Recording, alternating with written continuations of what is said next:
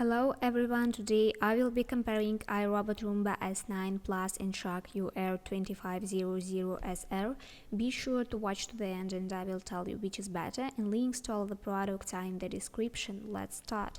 Section power 2200 pascals and 2500 pascals, and Shark here is winner. Battery life up to 120 minutes and 90 minutes, and Roomba here is winner. Self-emptying bin, yes, up to 60 days, and here is yes, up to 60 days too, it's tie.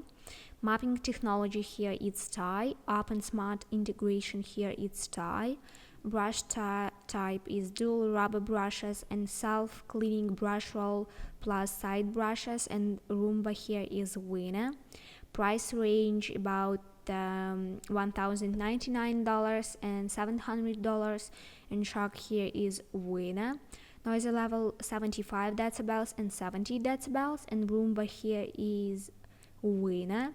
Weight 8 and 15 lbs and 1496 lbs, and Roomba here is winner. Dustbin capacity without emptying 400 milliliters and 400 milliliters, it's tie. And if you want more suction power, long battery life and an affordable price, you are better off with iRobot Roomba S9 Plus. The link to buy it in the video description. Thank you.